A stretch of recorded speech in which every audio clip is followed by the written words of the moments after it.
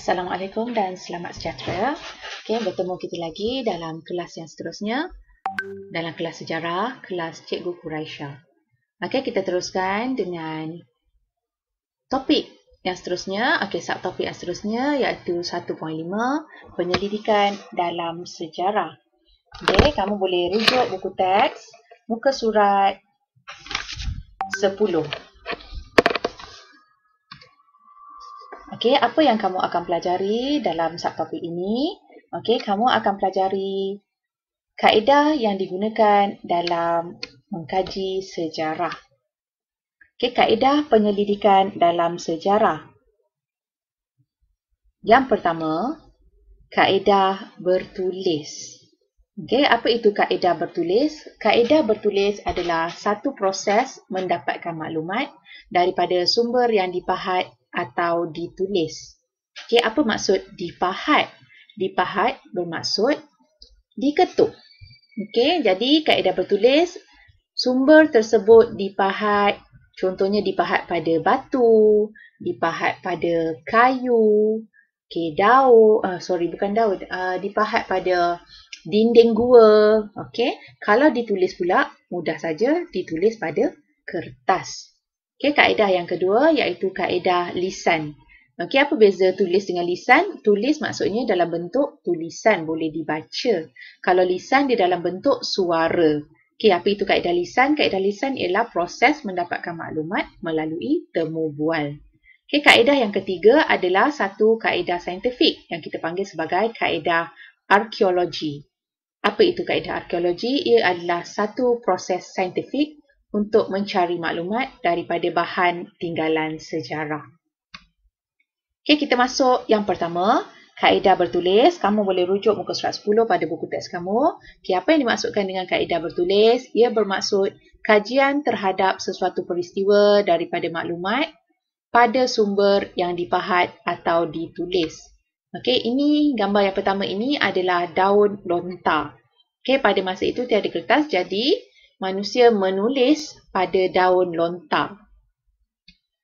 Okey, ini adalah sumber yang seterusnya, sumber yang ditulis pada kertas. Okey, yang seterusnya ini adalah sumber yang dipahat. Okey, macam cikgu cakap tadi, dipahat maksudnya diketuk. Okey, ini adalah sumber yang diketuk pada batu. Ini juga, okey, adalah sumber yang dipahat. Okey, dia menggunakan tulisan berbentuk pepaku. Okey, proses kaedah bertulis. Ada 5 proses. Yang pertama, mengenal pasti sumber bagi sesuatu peristiwa, tokoh atau institusi. Okey, mengenal pasti sumber. Kita dah belajar sumber sejarah iaitu sumber primer dan sumber sekunder. Jadi untuk buat kaedah bertulis, kamu kena kenal pasti sumber. Okey, yang kedua, mendapat dan mengesahkan sumber bertulis tersebut. Okey, kamu dapat sumber bertulis tersebut daripada mana? Daripada perpustakaan, iaitu daripada buku rujukan ataupun daripada jurnal, daripada surat khabar. Jadi kamu kena pastikan sumber tersebut adalah sahih. Yang ketiga, mengumpul dan menyimpan sumber maklumat yang diperolehi. Okey, semua sumber maklumat yang diperoleh kamu perlu simpan dan kumpulkan untuk membuat laporan tentang kajian sejarah yang akan dibuat. Okey, yang keempat, menggunakan peralatan yang sesuai. Okey, seperti contoh apa? Penggunaan peralatan teknologi maklumat ataupun peralatan arkeologi. Okey, contoh di sini kamu menggunakan mesin photostat. Untuk apa? Untuk photostat buku yang kamu jadikan bahan rujukan. Ataupun gunakan laptop. Untuk apa? Untuk membuat penulisan tentang kajian sejarah. Okey, yang kelima adalah menganalisis. Okey, ini adalah proses yang terakhir iaitu kamu perlu membuat analisa. Okey, menganalisis, memberikan perspektif baharu terhadap sesuatu peristiwa sejarah. Okey. Jadi kat dalam tu kamu perlu pastikan ia mestilah diperkukuhkan dengan teori, pemahaman dan penghayatan tentang sesuatu peristiwa. Okey, masuk kaedah yang kedua. Okey, kamu boleh rujuk buku teks kamu muka surat 12. Okey, kaedah lisan. Apa itu kaedah lisan? Kaedah lisan merupakan proses untuk mendapatkan maklumat melalui temu bual. Okey, maksudnya kamu bertanya soalan. Okey, yang kedua, okey, tokoh yang ditemu bual. Okey, tokoh yang ditemu bual kita panggil sebagai orang sumber.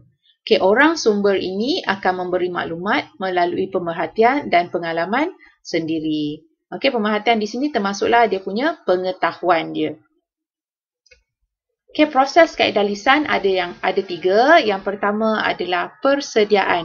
Okey, sebelum memulakan proses menemu bual, apa yang kamu perlu buat adalah bersedia. Bersedia dengan apa? Bersedia dengan tokoh. Okey, tokoh. Kamu nak temu bual tokoh yang mana? Apa yang perlu ditanya kepada tokoh? Soalan apa yang perlu? Soalan apa yang berkaitan dengan kajian sejarah kamu? Begitu. Okey, yang kedua, rakaman temu bual. Okey, selepas dah buat persediaan untuk tentukan tokoh, okey, dah kaji dah sumber-sumber bertulis untuk ditanya kepada tokoh, apa yang seterusnya perlu dibuat adalah merakam. Okey, apabila menemu bual, hendaklah dirakam.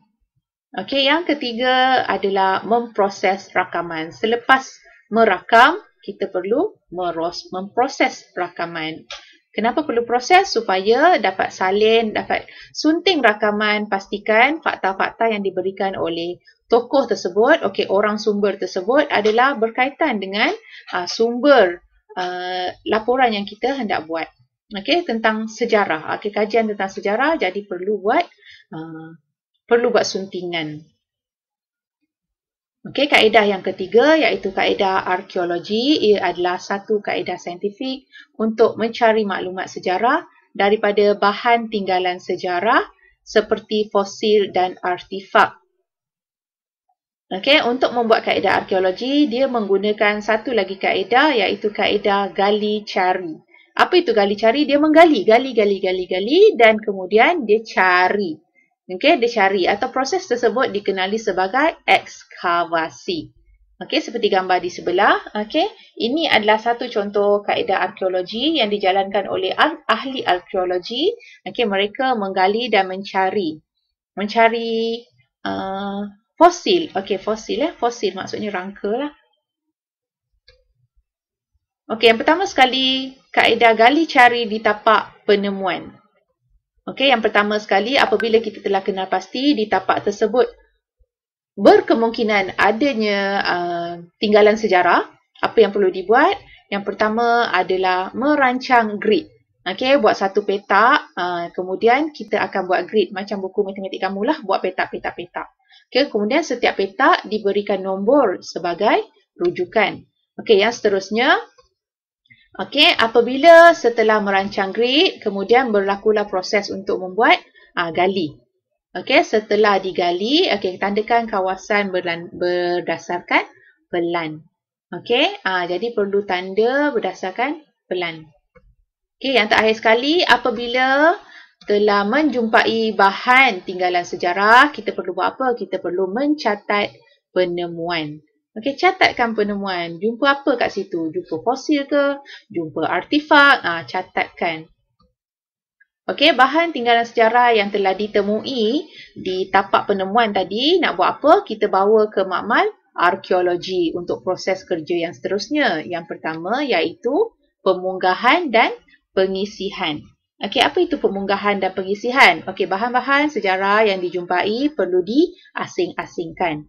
Okey, yang kedua dibersihkan. Okey, melalui proses pembersihan, artifak yang dijumpai perlu dibersihkan supaya mudah untuk melakukan proses yang seterusnya.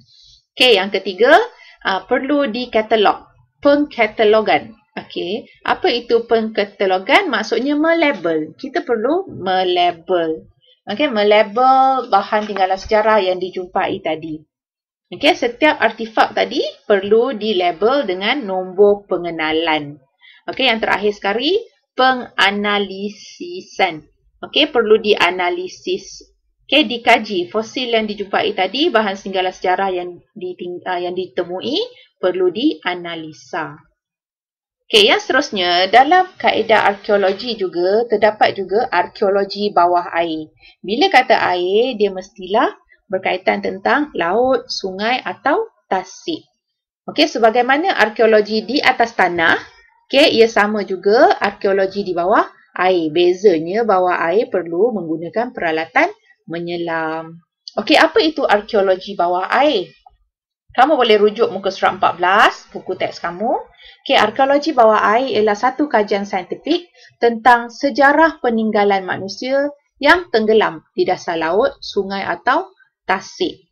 Okey, sebagaimana teknik di atas tanah, okey, teknik gali cari di daratan tadi, di atas tanah tadi, telah diubah suai untuk kegiatan di dalam air. Sama saja, okey, perlu buat apa tadi? Perlu dirancang grid, kemudian perlu tanda kawasan dan melakukan aktiviti ekskavasi. Okey, teknik gali cari tadi digunakan sama saja digunakan dalam air dengan menggunakan peralatan menyelam yang sesuai. Okey, segala khazanah warisan kapal karam ini perlu dikaji dan direkod. Okey, apa yang tenggelam di dasar laut? Biasanya mestilah kapal. Okey, jadi kapal-kapal yang karam ni perlu dikaji. Kapal dari mana? Kapal tu bawa muatan apa? Pada tahun bila kapal tersebut tenggelam? Di mana dia tenggelam? Okey, perlu dikaji dan direkodkan. Okey, ini adalah contoh. Okey, ini contoh di Mesir dan di Kiandau, China. Kamu boleh nampak kat sini, ia adalah struktur binaan yang tenggelam di dasar laut. Kenapa dia boleh tenggelam? Okey, boleh jadi juga kerana paras air laut meningkat. Okey, bila paras air laut meningkat, jadi kawasan yang rendah mula ditenggelami dengan air. Okey, apa yang perlu dibuat? Okey, ahli arkeologi perlu menyelam untuk menanda kawasan, perlu membuat grid, kemudian membuatkan aktiviti ekskavasi bawah air. Okey, dia perlu menggali cari dan juga menjalankan aktiviti mencatat. Okey, dalam aktiviti mencatat, kamu boleh perhati di sini mereka memegang, dalam gambar yang terakhir ni mereka memegang kertas.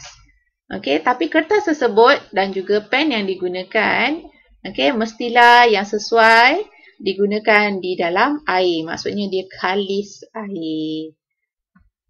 Okey, itu sahaja untuk minggu ini. Okey, kita belajar penyelidikan dalam sejarah. Okey, itu sahaja. Apa yang perlu kamu buat seterusnya adalah salin nota. Okey, salin nota di dalam buku nota. Okey, jangan lupa sebelum salin nota, gunakan buku panjang ya. Buku nota kamu mesti guna buku panjang. Tulis indeks dahulu. Okey, apa yang perlu ditulis? 1.5 penyelidikan dalam sejarah. Okey, jangan lupa tulis tarikh. Okey, apa yang perlu disalin? Okey, lihat semula kamu punya buku teks muka surat 10. Okey, kamu boleh tandakan guna pensel. Okey, salin seperti ini. Sama saja, ni cikgu dah keratlah daripada buku teks. Okey. Yang bawah tu, okey, kamu salin proses kaedah bertulis. Okey, salin yang tulisan tebal sahaja. Okey, kamu boleh buat labelkan dengan nombor 1, 2, 3, 4, 5 ataupun boleh buat anak panah. Okey. Yang seterusnya muka surat 12. Okey, salin kaedah lisan. Okey, berikan maksud kaedah lisan, salin sehingga pengalaman sendiri. Kemudian proses kaedah lisan atau tahap dalam kaedah lisan. Okey, salin sama saja, salin tulisan tebal sahaja. Tahap pertama persediaan, tahap kedua rakaman temu bual, tahap ketiga memproses rakaman. Sama saja, salin tulisan tebal sahaja. Okey, yang seterusnya kaedah arkeologi muka surat 13 dan muka surat 14. Okey, yang pertama kaedah arkeologi yang pertama, okey, kamu salin perenggan yang pertama sahaja. Okey, salin itu saja. Kemudian sambung muka surat 14, arkeologi bawah air. Okey, kamu salin sehingga perlu dikaji dan direkod. Okey, setakat itu sahaja yang perlu disalin. Okey, untuk kelas yang seterusnya kita akan membuat latihan tentang subtopik penyelidikan dalam sejarah. Okey, sekian sahaja daripada saya, Cikgu Quraisyah, untuk subtopik minggu ini, 1.5 penyelidikan dalam sejarah. Okey, untuk minggu 3, 1 hingga 5 Februari 2021. Sekian dahulu. Assalamualaikum.